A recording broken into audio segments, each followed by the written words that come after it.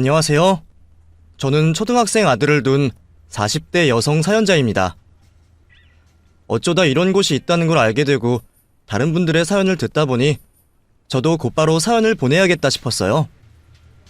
제 사연은 남들에게 절대 할 수 없는 얘기라서 꼭 익명이 필요했거든요. 쉽게 말할 수 없는 일이기에 평생 비밀로 해야겠다 싶었지만 가끔은 속에 너무 무거운 짐을 지고 있는 것 같아서 답답할 때가 많았습니다.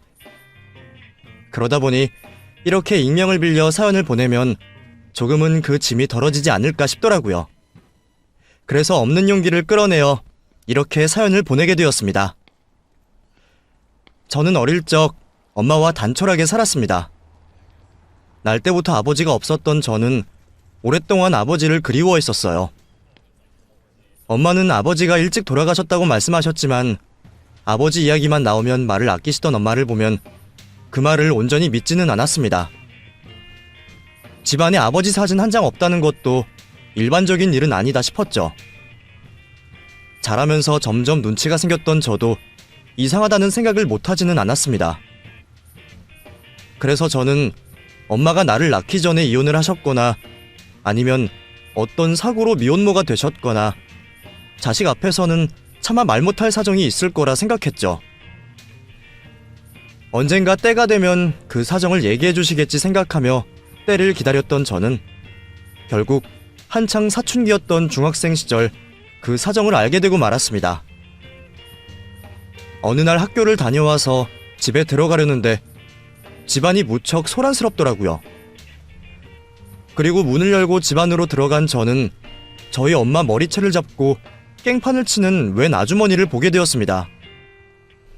우리 엄마가 처음 보는 그 아주머니 손에 잡혀 속절없이 얻어맞고만 있던 걸 보게 된 저는 놀라서 당장 달려가 엄마를 구하려고 했어요.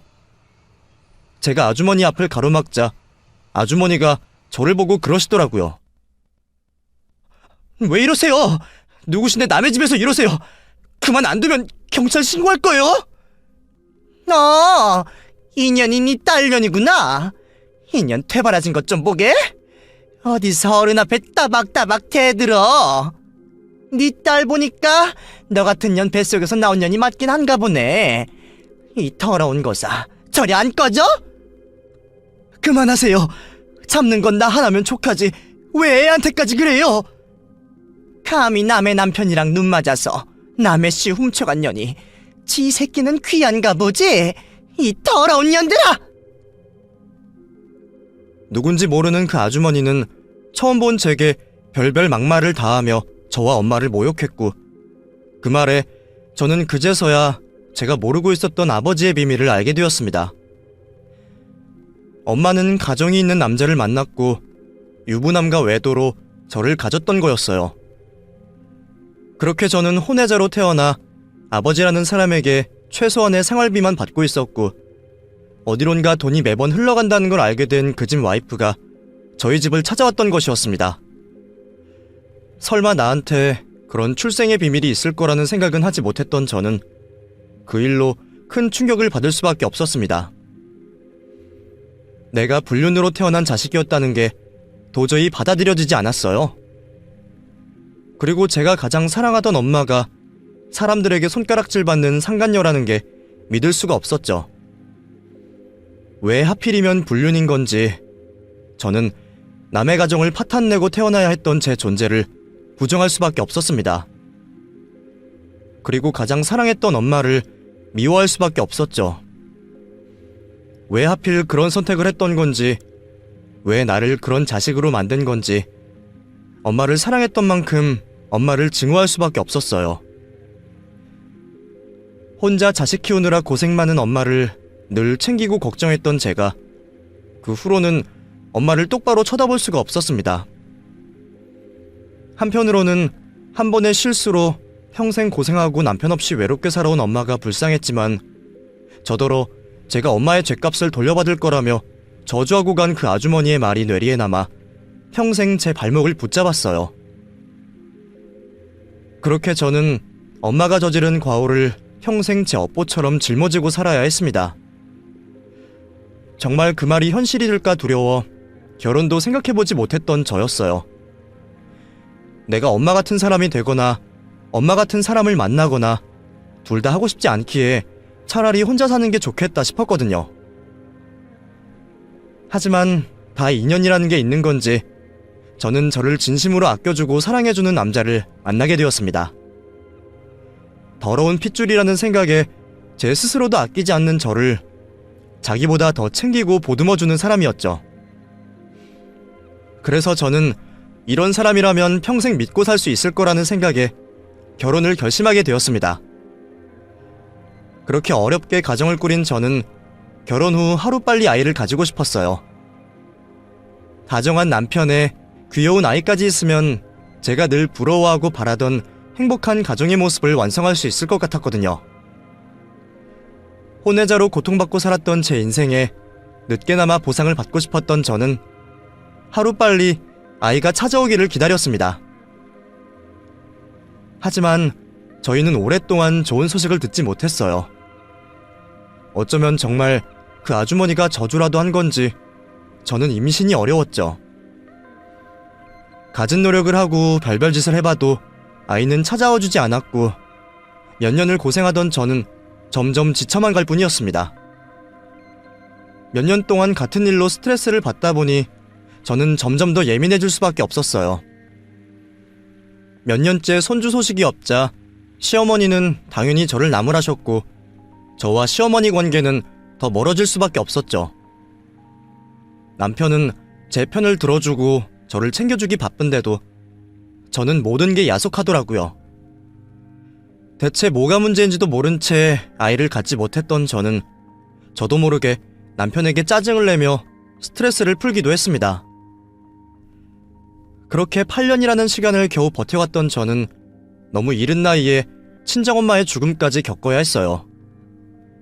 소원한 사이였지만 막상 엄마가 돌아가시니 견디기 힘들더라고요. 계속된 안 좋은 일에 저는 더 이상 버틸 수가 없었습니다. 우울증인지 히스테리인지 저는 더 예민해지고 남편을 더 힘들게 만들었어요. 지난 10년간 남편도 그런 저를 견디고 참느라 참 많이 고생이었을 거라 생각했습니다. 저도 마음으로는 알고 있는데도 행동은 그렇지 못했죠. 그리고 그게 결국 남편을 벼랑으로 밀어버렸던 건지 처음에는 눈물까지 흘리며 저를 걱정하던 남편이 어느 순간부터는 견디기 힘든 듯 전과 달라지는 게 보이는 것 같았습니다.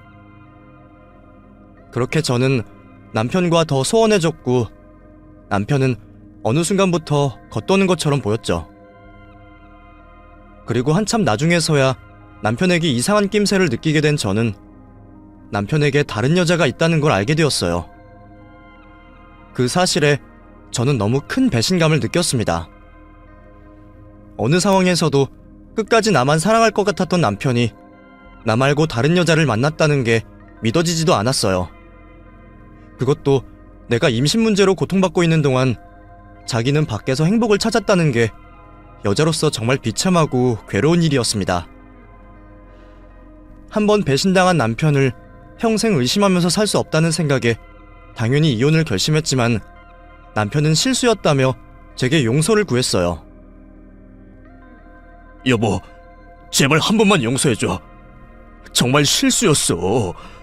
나 당신 잃고 싶지 않아. 그때는 나도 너무 힘들었고 모르겠어. 나도 제정신 아니었어. 그러니까 제발 나 좀 용서해줘. 어? 저는 남편에게 아무 말도 하지 못했습니다. 계속 만날 생각은 없었다. 몇 번 만나고 관계를 정리한 게 전부였다며 저를 설득하는 남편의 말을 전부 믿었던 건 아니었습니다. 그것보다는 오래전 나를 저주했던 그 사람 말처럼 내가 정말 우리 엄마의 업보를 돌려받았구나 싶었거든요. 어쩌면 내가 남편을 너무 끝으로 몰아서 그 사람이 숨 쉴 구멍을 찾아 도망간 게 아닌가 싶기도 했죠. 그런 상황에서조차 저는 남편을 완전히 원망할 수가 없었습니다. 그리고 남편 말대로 저도 남편 없이 살 수 없을 것 같았어요. 남편은 그 여자를 진작 정리했다며 다시는 그런 일이 없을 거라 다짐했고 저는 남편과 상간녀와 삼자 대면을 하고서야 남편을 처음이자 마지막으로 용서하기로 했습니다. 다시 한번 이런 일이 벌어진다면 그때는 뒤도 안 보고 이혼을 할 거라고 했죠. 남편은 제게 진심으로 용서를 빌었고 그 후 다시 예전의 남편으로 돌아왔습니다. 죄책감인지 미안함인지 그 후로 제 앞에서 속죄하는 마음으로 제게 최선을 다하려고 했죠. 하지만 이미 한번 금이 간 관계의 회복은 그리 쉬운 일이 아니었습니다. 그 일은 남편을 믿었던 제게 너무 큰 상처를 주었고 제가 다시 남편을 신뢰하는 건 무척 어려운 일이었어요. 그렇다고 한번 용서를 하기로 약속하고 부부관계를 유지하려 노력하는 상황에 언제까지 부부 사이가 대면대면할 수는 없는 일이었습니다. 그래서 저는 관계 회복을 하려면 더더욱 아이가 필요하다 생각했어요. 원래 부부들은 시간이 지나면 사랑이 식고 자식들로 엮여 산다는데 우리한테도 자식이 있으면 서로 연결고리가 생겨 버틸 수 있을 것 같았거든요. 하지만 기대와 달리 저희에게는 여전히 기대하던 소식이 찾아와주지 않았습니다. 그 일이 있고도 몇 년이 지나 내 나이도 40이 다 되었는데 언제까지 마냥 기다려야만 하는 건지 답답할 따름이었죠. 해볼 일은 다 해봤는데도 답이 없자 결국 저는 제 욕심을 버리기로 했습니다. 그리고 최후의 보루로 생각했던 입양을 다시 고민해보게 되었죠. 물론 입양이 쉽게 결정할 만한 일도 아니고 남의 자식 키우는 게 쉬운 일이 아니라는 것도 잘 알고는 있었습니다. 처음 입양 고민을 했을 때부터 충분히 많이 걱정하고 고민했던 일이었죠. 그래도 제가 자식을 보기 위해서는 결국 그 방법밖에 없겠더라고요. 제가 낳지 않는 자식을 친자식처럼 키울 수 있을지 겪어보지 않고 자신하기는 어려웠지만 남편과 문제가 있었던 이후로는 제 생각도 많이 달라지게 되었어요. 바람난 남편도 눈 감아준 내가 밖에서 얻어온 자식 하나 내 새끼로 못 품을 것도 없을 것 같았거든요. 그리고 무엇보다 그렇게라도 자식이 갖고 싶었던 거죠. 자식 낳을 수 있는 사람들도 입양해서 남의 자식 잘만 키우는데 더 이상 욕심낼 수도 없는 제가 그 사람들보다 걱정이 더할 리는 없을 거라 생각했습니다. 무엇보다 남편과의 관계 회복을 위해서라도 저는 자식을 보고 안정적인 가정을 꾸리고 싶었어요. 결국 저와 남편은 다시 입양 얘기를 꺼내게 되었습니다. 여보, 우리 그냥 입양할까? 입양? 당신 진심이야? 전에는 고민된다면서 그냥 포기하는 것 같더니 갑자기 왜 마음이 바뀌었어? 갑자기는 아니지. 우리도 늘 그 생각을 염두하고는 있었잖아. 그냥 어떻게든 임신을 기다렸던 거지. 근데 이제도 희망을 가지기 힘들 것 같아. 내 나이도 있고 이 나이에 갑자기 안 되던 임신이 된다는 거 불가능이라는 거 당신도 알잖아. 병원에서도 포기하듯이 말하는데 우리가 뭐 잘났다고 하염없이 기적을 바라고 있겠어. 나도 이제 더 미련 없이 그만 힘들고 싶어. 나는 자식 없어도 괜찮아. 혹시 나 때문에 입양 고민하는 거면 무리하지 않아도 돼. 자식 좀 없으면 어때? 우리끼리 잘 살면 되지. 안 그래? 글쎄, 우리가 정말 우리끼리 남은 평생을 잘 살 수 있을까?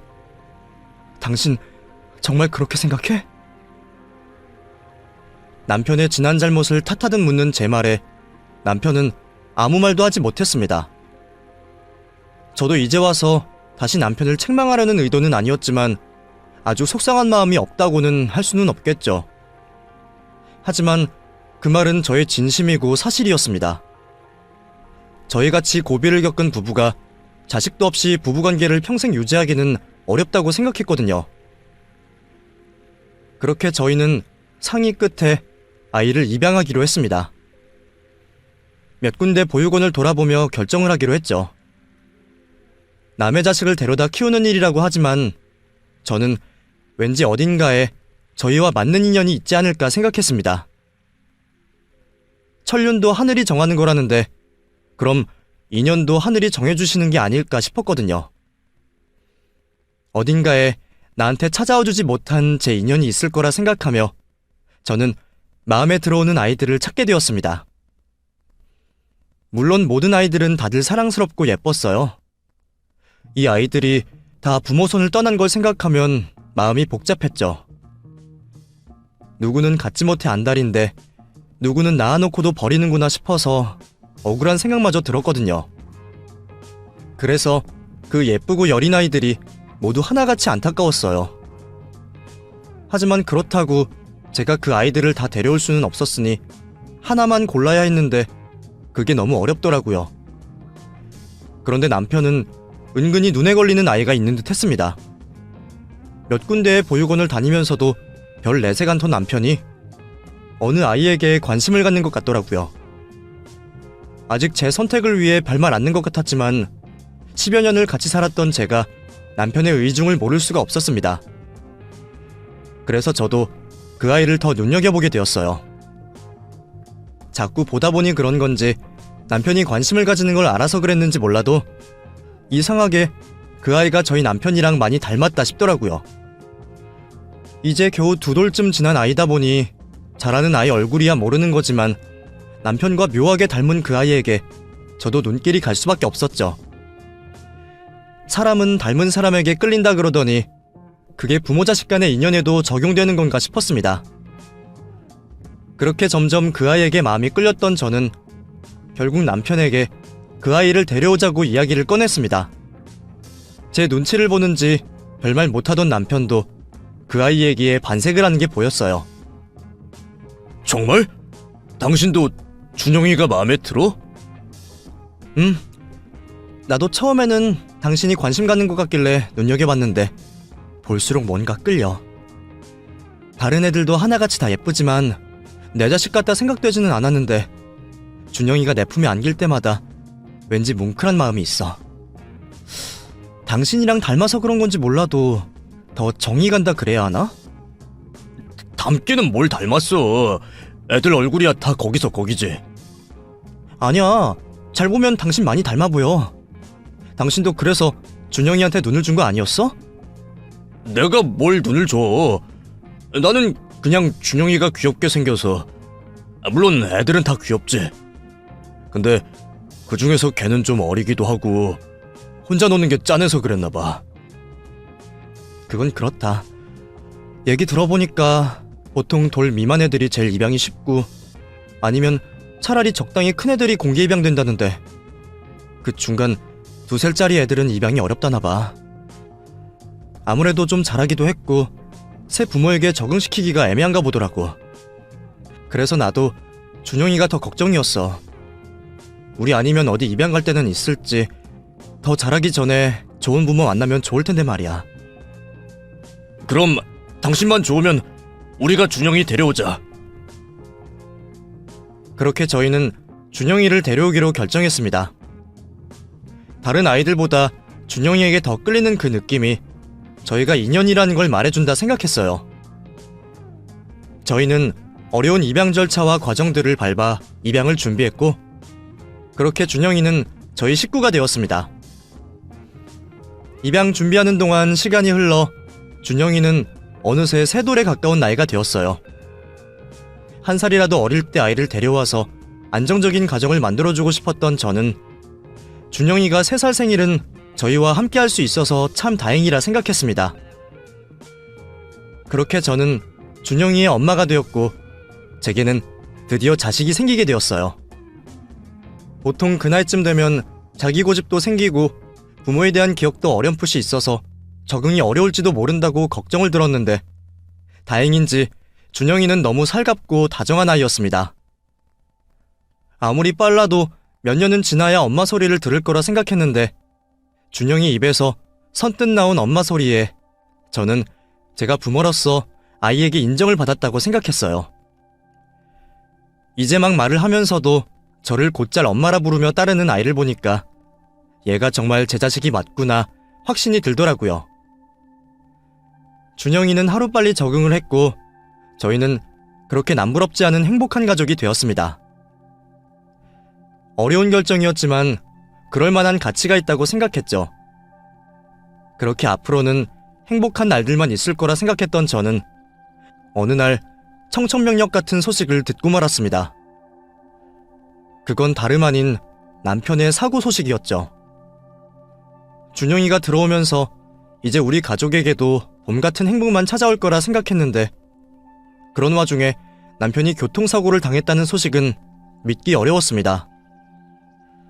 원래 불시에 벌어지는 게 사고라고는 하지만 그게 자기 일일 거라 생각하고 사는 사람은 아무도 없을 테니까요. 급히 병원에 달려간 저는 수술방에 들어가 있는 남편을 마주하게 되었습니다. 그리고 그날 남편은 열 몇 시간이 넘는 수술 끝에도 결국 의식을 찾지 못했어요. 그 순간 저는 남편을 전부 용서할 테니 남편이 제발 살아오기만을 기도했습니다. 하지만 남편은 결국 저와 어린 자식을 두고 세상을 떠났습니다. 아이를 입양하고 반년 만에 벌어진 남편의 죽음에 저는 할 말을 잃었어요. 이제 막 저희를 부모로 받아들이며 적응한 아이에게 아빠의 죽음을 뭐라고 알려줘야 할지 막막하더라고요. 그나마 다행인 건 아이가 어리다는 거였습니다. 3살짜리 아이에게 그런 말을 할 수도 이해를 시킬 수도 없다는 게 감사할 따름이었습니다. 하지만 저는 남편의 죽음을 받아들여야만 했습니다. 이제 나 혼자 준영이를 키워야 한다는 걸 하루빨리 받아들이는 게 아이와 저를 위하는 길이었으니까요. 덕분에 저는 남편을 떠나보낸 불쌍한 과부 노릇도 길게 할 수 없었어요. 이제 남은 평생 혼자 자식을 키우며 살아야 하는 저는 쉴 틈이 없었습니다. 외벌이를 자처해준 남편 덕분에 아이와 긴 시간 같이 하려던 제 계획은 틀어졌죠. 당장 먹고 살기 위해서라도 저는 다시 일을 해야 했고 이제 겨우 안정을 찾아가는 아이를 어린이집에 떼어놓아야만 했습니다. 속이 상했지만 그게 사는 길이었죠. 앞으로 나 혼자 평생 벌어서 아이를 잘 키울 수 있을지 현실적인 고민들에 막막하기만 했습니다. 저 혼자 벌어서 대충 먹고 살 수는 있다고 해도 아이에게 해주고 싶은 걸 다 해줄 자신은 없었거든요. 어렵게 남의 자식 데려와 키우게 된 마당에 아이를 돈 때문에 고생시키고 싶지 않았기에 저는 더욱더 열심히 살 수밖에 없었어요. 그러던 어느 날 저희 집으로 웬 퀵서비스 택배 하나가 도착했습니다. 과일 박스 정도 되어 보이는 상자였는데 일단 제 이름에 저희 집 주소로 보내졌다니 받기는 받았지만 보내는 사람 이름이 없는 그 택배에 저는 당황스러웠습니다. 기사님, 이거 누가 보낸 건지 알 수 없나요? 왜 주소나 이름이 없죠? 글쎄요. 저도 회사에서 갖다 주라니까 갖고 온 건지 뭔진 모르겠네요. 근데 가끔 그런 게 있긴 있어요. 받는 사람만 있는 택배. 네? 그럼 누가 보낸지도 모르는 택배를 받으라는 거예요? 보낸 사람이 누군지 알 수 없어요? 뭐 저희 기사들이야 그런 건 모르고 아마 알아보시려면 회사 쪽에 알아보셔야 할 거예요. 그럼 혹시 알아볼 수 없을까요? 괜히 받았다가 혹시 잘못될까 봐요. 에이, 받는 사람 주소가 확실한데 뭐 잘못될 게 있겠어요. 저 바쁘니까 궁금하면 회사에 연락해보시던가요. 일이 많이 밀린 건지 자꾸 캐묻는 제 질문에 귀찮다는 듯 대답하던 택배기사는 제게 회사 전화번호 하나만 남기고 그대로 돌아가 버렸습니다. 결국 어쩔 수 없이 물건을 받아든 저는 무거운 택배를 겨우 들어 집 안으로 들였어요. 그리고 고민 끝에 제 앞으로 도착한 택배를 확인하게 되었습니다. 뭐가 됐건 내 이름도 알고 우리 집 주소도 알고 있으니까 나를 알고서 보낸 물건은 맞는 것 같더라고요. 안을 열어보면 뭐라도 알겠지 싶었던 저는 평소처럼 칼을 들고 와 박스를 열었습니다. 그리고 그 내용물을 확인한 저는 너무 놀라 제 눈을 믿을 수가 없었죠. 박스 안에 들어있던 것은 다름 아닌 돈이었습니다. 5만원과 1만원권이 섞여 여러 다발로 들어있는 어마어마한 양의 돈이었어요. 세상 천지에 택배로 돈을 보내는 사람이 어디 있는지 저는 너무 놀라 손이 떨릴 지경이었습니다. 대체 누가 나한테 이런 걸 보냈는지, 이 많은 돈이 어떻게 우리 집으로 오게 되었는지 저는 상상도 할 수 없었어요. 그 돈이 얼마가 되는 건지 감도 오지 않아 바라만 보던 중 돈다발 사이에 있던 쪽지 한 장을 발견하게 되었습니다. 분명 나한테 보낸 게 확실한 누군가의 쪽지에는 생각지도 못했던 말이 적혀 있었죠. 이영란 씨 보세요. 힘드실 텐데 도움이 되고 싶어 보냅니다. 이건 제 전 재산 3억입니다. 꼭 받아 써주세요. 자기가 누구인지 왜 돈을 보내는 건지 가타부타 설명도 없이 자신의 전 재산이라며 3억이라는 큰 돈을 보냈다고 적혀있는 쪽지 내용에 저는 깜짝 놀랄 수밖에 없었어요. 대체 누가 나한테 이런 걸 보냈고 우리 집안 사정을 알고 있는 건지 저는 막연한 두려움과 긴장감에 심장이 두근거렸습니다. 아마 저희 남편이 죽고 자식과 단둘이 남겨진 제 사정을 알고 있는 것 같은데 그렇다고 자기 전 재산을 보낼 사람이 누굴까 싶었거든요. 시부모님도 몇 년 전 돌아가셨고 남편은 외동자식이라 다른 형제도 없었는데 그렇다고 죽은 식구의 처를 챙겨줄 일가 친척도 없는 사람이었습니다. 저야말로 혼외자로 태어나서 생부의 소식은 알지도 못했고 어머니는 천에 구하라 이런 걸 보낼 사람도 없었죠. 그 순간 잠깐이나마 한 번도 보지 못했던 아버지가 보낸 건 아닐까 싶은 생각을 했지만 그 생각은 이내 지울 수밖에 없었어요.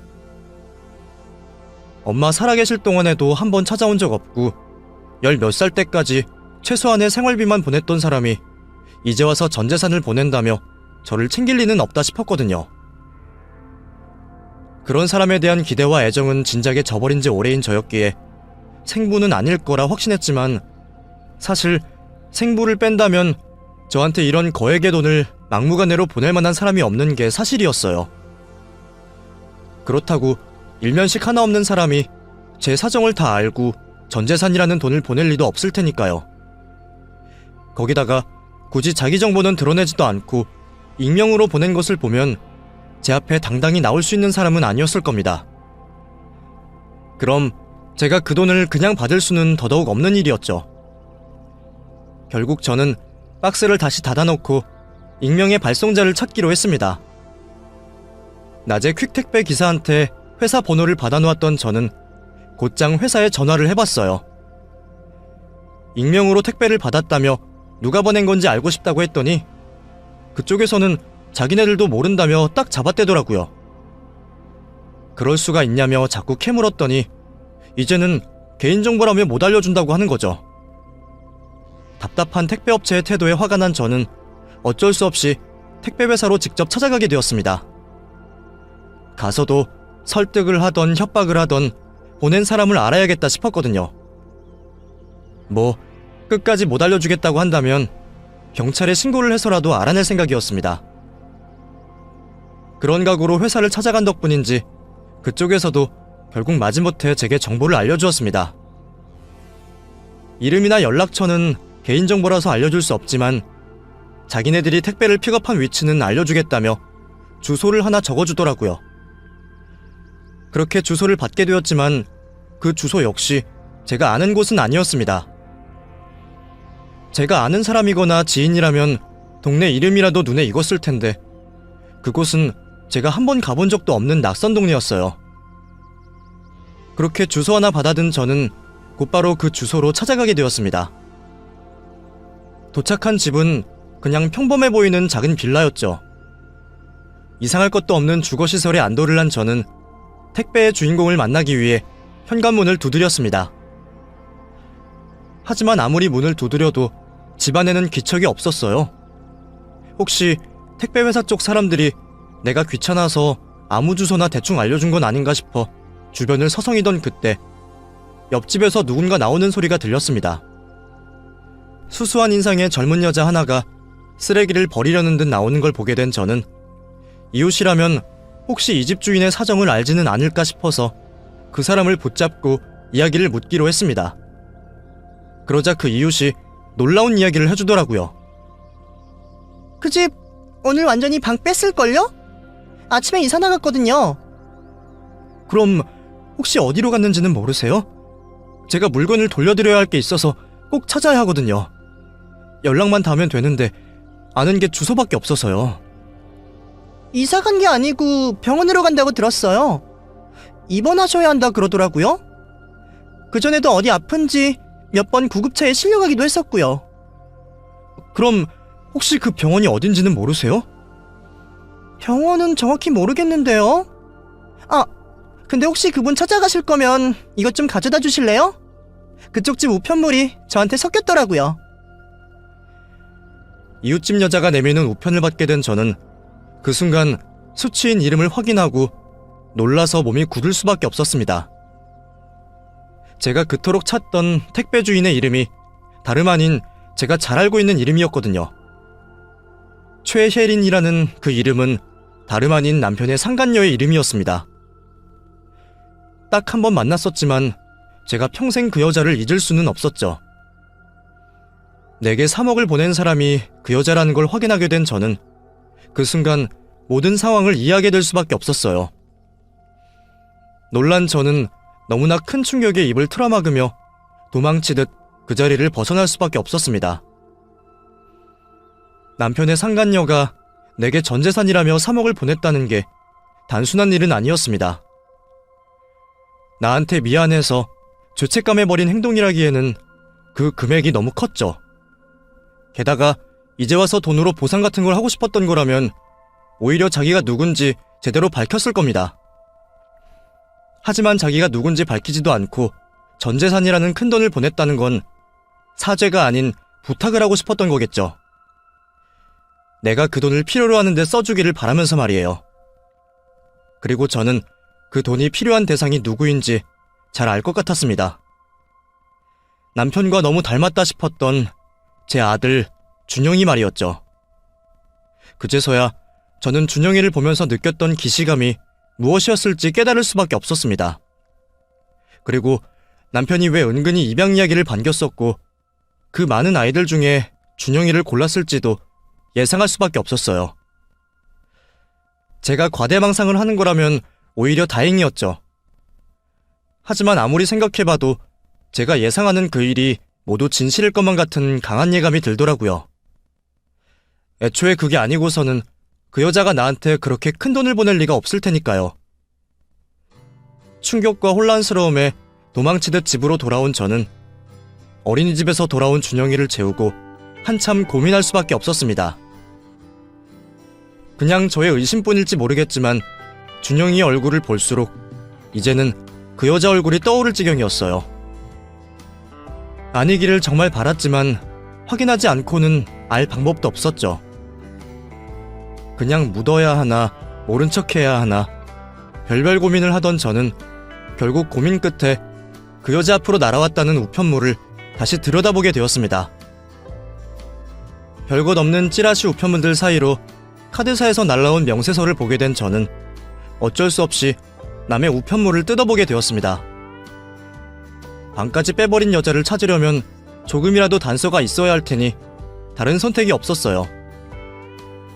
그렇게 저는 어떤 병원에서 결제된 카드 내역을 확인하게 되었습니다. 이웃집 여자가 했던 말처럼 그 상간녀가 어디 아프기는 아팠던 모양이더라고요. 카드 내역에서 병원 이름을 확인한 저는 다음날 곧장 그 병원을 찾아가게 되었습니다. 그리고 결국 병원에서 그 여자의 입원실을 알아낼 수 있었죠. 하지만 막상 그 여자를 만날 자신이 없었어요. 바람난 남편까지 감싸며 입양했던 아이였는데 이제는 내 자식이라 생각하던 준영이가 사실은 남편과 상간녀의 자식이었고 내 남편이 그걸 뻔히 알고서 나를 속였다는 걸 받아들일 수는 없으니까요.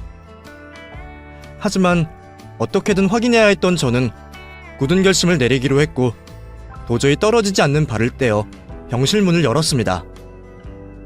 그리고 그곳에서 많이 달라져 있는 상간녀의 모습을 보게 되었죠.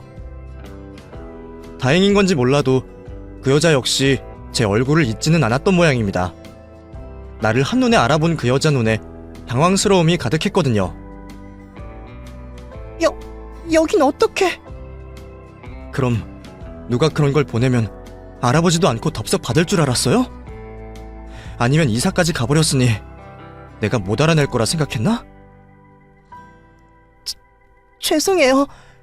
그런 게 아니라 저는 그저 도움이 좀 되고 싶어서 그랬습니다. 그런 핑계 듣고 싶어서 온 거 아니에요. 내가 바보도 아니고 당신이 왜 나한테 그런 돈을 보냈을지 대충 짐작되니까. 준영이 생모가 당신이었어? 단도직입적인 저의 물음에 그 여자는 죄인처럼 처참한 표정으로 아무 말도 하지 못했습니다. 침묵이 긍정이라는 것을 아는 저는 결국 마주하고만 진실에 숨을 삼킬 수밖에 없었죠. 머리로는 이미 알고 있었지만 차라리 아니기를 바랬는데 결국 이변은 없었습니다. 저는 분노와 당혹스러움과 슬픔에 도대체 무슨 말을 해야 할지 모를 지경이었어요. 나를 끝까지 기만하느냐 따져 물어야 맞는데도 파리한 그 여자한테 도저히 소리를 지를 수가 없겠더라고요. 무슨 상황인지 말이나 들어보죠. 대체 뭐예요? 병원에 입원까지 하고 꼴도 말이 아닌 것 같은데. 나한테 전 재산 맡긴 건 무슨 의미죠? 양육비라는 건가요? 예상하셨겠지만 저 얼마 안 남았어요. 사실 보낸 그 돈 제 목숨값이에요. 제가 그런 큰 돈이 당장 있을 리도 없고 살던 집은 월세거든요. 근데 운이 좋게도 제 앞으로 보험금이 나온다고 하더라고요. 그게 3억 정도 되는데 그 돈을 아는 지인이 먼저 빌려주기로 했어요. 내가 죽으면 대신 보험금을 수령하기로 하고요. 그래서 돈부터 먼저 보낸 거예요. 내 목숨값으로 준영이랑 영란 씨한테 도움되고 싶어서. 그럼 처음부터 준영이 우리 집에 보낼 생각이었던 거예요? 내 남편이랑 둘이 짜고? 믿으실지 모르겠지만 그건 아니었어요. 준영이 태어난 거 그 사람은 처음에 몰랐어요. 나 혼자 내 호적에 올려서 낳았고 평생 제가 키우려고 그랬어요. 그런데 병을 알게 되고 매일 병원 다니면서 제가 아이를 챙길 수가 없었어요. 언제 죽을지 모르는 시한부 인생인데 제가 아이를 데리고 있을 수는 없잖아요. 그 사이 방치하느니 보육원에 보내는 게 맞다 생각했죠. 물론 그 전에 아이 아빠한테 말을 하긴 했었어요. 당신 몰래 애를 낳았는데 혹시 데려가 줄 수 있냐고. 그래서 내 남편이 뭐라 그랬어요? 데려가겠다고? 아니요. 왜 자기 허락도 없이 애를 낳았냐고 화를 내면서 안 된다 하더라고요. 그때 나랑 있었던 일은 철저하게 실수였고 와이프한테 더 상처 줄 수는 없다고. 대신 양육비를 보내겠다고 하길래 그냥 됐다 그랬어요. 그리고 결국 아이는 보육원에 보내게 됐죠. 근데 나중에 그 사람도 그 일을 알게 됐던 모양이더라고요. 내 사정도 알게 됐고요. 그 사람이 작정하고 영란 씨를 속인 건지 어쩐지 모르겠지만 저도 준영이가 그 집에 입양된 것 보고 깜짝 놀랐어요. 솔직히 영란 씨한테 미안하지만 아이를 위하면 다행이라 생각했어요. 너무 솔직하게 말하는 건 아닌가 싶을 정도로 노골적인 진심에 저는 기가 막혔습니다. 나한테 못할 짓이라는 걸 알면서도 아이를 위해 묵인했다는 여자나 나를 생각한다고 하면서도 입양하자는 내 말에 은근슬쩍 자기 핏줄을 데려온 남편이다. 다들 참 자기 생각밖에 못하는구나 싶더라고요. 그런 게 부모 마음인지는 모르겠지만 아무것도 모르고 뒤통수를 맞은 저는 속에서 천불이 날 지경이었습니다. 그런 줄도 모르고 아이가 남편을 닮았다며 내심 다행이라 생각한 제가 바보 천치 같았어요. 할 수만 있다면 죽은 남편을 데려와 뺨이라도 때리고 싶었죠. 잘못한 거 잘 알고 있습니다. 처벌받을 거라 생각해요. 어쩌면 아이 아빠나 저나 지금 천벌을 받고 있는 건지도 모르죠. 그 사람도 갑작스러운 사고로 떠나버렸고 저도 이제 곧 꺼질 목숨이니까요. 근데 아이는 잘못이 없잖아요. 그리고 영란 씨도 죄가 없죠. 그래서 제가 속죄를 할 수 있는 길은 그것밖에 없을 거라 생각했어요. 보상이라고 해야 하는지 지원이라고 해야 하는지 모르겠지만 뭐라도 도움이 되고 싶었거든요. 그렇다고 사죄받을 생각도 아니었습니다. 그냥 제가 끝까지 모른 척하고 아무것도 안 하기에는 미안해서 그랬어요. 그 여자는 제 앞에 무릎을 꿇고 사죄를 하며 눈물을 펑펑 흘리고 있었습니다. 사람을 가지고 놀아놓고 미안하다는 생각은 든다는 게 참 이상하다 싶었어요. 그럼 애초에 그런 짓을 벌이지 않았으면 될 걸 어쩌다 이런 파국을 만들었나 한탄만 나오더라고요. 아무리 실수였다고 하나 두 사람이 제게 씻을 수 없는 상처를 준 건 사실이었습니다. 그리고 그 후 일이 어떻게 꼬였던 한번 발등 찍힌 제게 또다시 그런 짓을 했던 거잖아요. 그러니 당연히 화가 나고 그 여자를 찢어 죽여도 시원치 않을 것 같은데도 이상하게 저는 왠지 모를 연민도 들었습니다. 아픈 몸으로 제 앞에 무릎 꿇고 있는 그 여자 모습에서 오래전 저희 엄마의 모습이 겹쳐 보였거든요. 남자 하나 잘못 만나서 상간녀로 낙인 찍히고 생겨버린 자식을 외면하지 못해 평생 미혼모에 혼외자식 낳은 더러운 여자로 살아야 했던 저희 엄마가 그 여자와 참 많이 닮아 보였어요. 그걸 동정이라 해야 할지 연민이라 해야 할지 모르겠지만 이제 와서 그 여자만을 비난하기에도 조금은 미안했죠. 제일 큰 잘못이라면 결혼한 몸으로 다른 여자를 만난 제 남편일 텐데 이제 와서 제가 죽은 남편을 살려서 탓하고 욕할 수도 없었으니 말이에요. 그 여자만 탓하기에는 조금 불공평하지 않나 싶은 생각이 들었던 저는 더 이상 그 여자를 욕할 마음도 기력도 없었습니다. 죽음을 앞두고 있는 여자를 죽이겠다고 복수를 할 수도 없고 저는 완전히 손발이 다 묶인 상황이었으니까요. 그냥 이 상황을 어떻게 받아들여야 할까 그게 제일 걱정이었죠. 하지만 그런 고민에 대한 결정은 생각보다 쉬운 일이었습니다. 이제 모든 걸 알게 되었으니 준영이를 다시 보내야 하나 하는 생각을 했더니 결론이 쉽게 나오더라고요. 저는 무슨 일이 있어도 준영이를, 제 아들을 포기할 수가 없었습니다. 자식을 위해 모든 일을 할 수 있는 게 부모라고 하는데 준영이가 제가 배 아파 낳은 자식이 아니어도 제게는 자식이었고 그럼 저도 자식을 위해서는 무슨 일이든 감수할 수 있는 엄마였어요.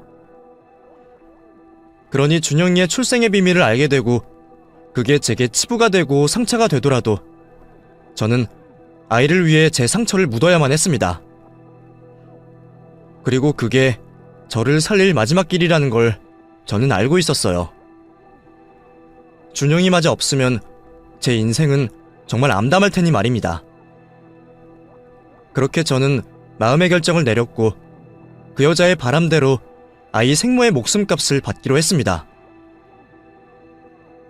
혹시나 내가 그 돈을 받아서 당신을 용서하거나 이해한다고 생각하지는 말아요. 당신이 실수로 그랬던, 나한테 미안하던 말던 상관없고 그냥 우리 준영이를 위한 선택이니까 그 돈은 당신이 바라는 대로 준영이를 위해서 쓸 겁니다. 아이가 자기가 부모한테 버려진 게 아니라 사랑받고 걱정받고 있었다는 건 알아야 하니까요. 그리고 그 돈으로 준영이는 내 자식으로 잘 키울 거예요. 당신 대신 잘 키운다, 그런 소리는 안 할 거예요. 당신이 그 애를 포기한 순간부터 준영이는 내 자식이었으니까. 자기 자식 목숨 바쳐 키우는 게 부모 당연한 도리니까요. 그렇게 말을 한 저는 병실을 나와 아이에게 달려갔습니다. 그리고 영문 모른 채 저를 반기는 아이를 꼭 끌어안으며 제 다짐을 다시 한번 견고하게 했죠. 아이의 생모가 누구이건 그건 이제 제게 중요하지 않았습니다. 어쩌다 알고 싶지 않은 진실을 알게 되었지만 준영이를 위해서는 생모가 누군지 아는 게 다행인 일이다 싶었어요. 혹시 나중에 아이가 생모에 대해 궁금해한다면 제가 무슨 말이라도 해줄 수 있을 테니까요. 그렇게 저는 아이만 생각하기로 하며 제 인생을 건 결정을 내렸습니다. 그리고 얼마 뒤 저는 준영이의 생모가 죽었다는 소식을 듣게 되었죠. 오가는 사람도 별로 없이 단촐한 장례식 분위기 속에 저는 아이를 데리고 여자의 마지막을 지켜보게 되었습니다. 그 여자가 불쌍하거나 안타까워서 갔다기보다는 아이의 생모를 위한 저의 마지막 배려라고 생각했어요.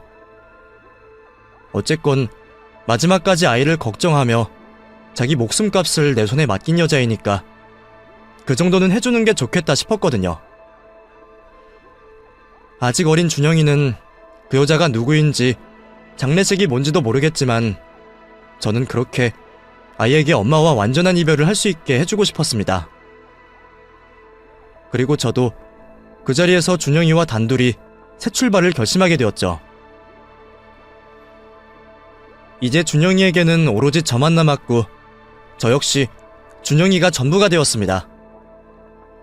아이 생모는 죽는 그 순간까지 아이 걱정을 했을지 모르겠지만 저는 그런 걱정이 무색하도록 아이를 잘 기를 생각이었어요. 그래서 핏줄보다 인연이 더 중요하다는 걸 제가 꼭 보여주고 싶거든요. 그렇게 저는 지금도 여전히 제 아들을 무엇보다 소중히 생각하며 잘 키워내고 있습니다. 아직 이 어린아이가 언제 다 자라서 제품을 떠나게 될지는 모르겠지만 그날이 오는 순간까지 저는 제가 할 수 있는 최선을 다하며 아이를 잘 기를 겁니다.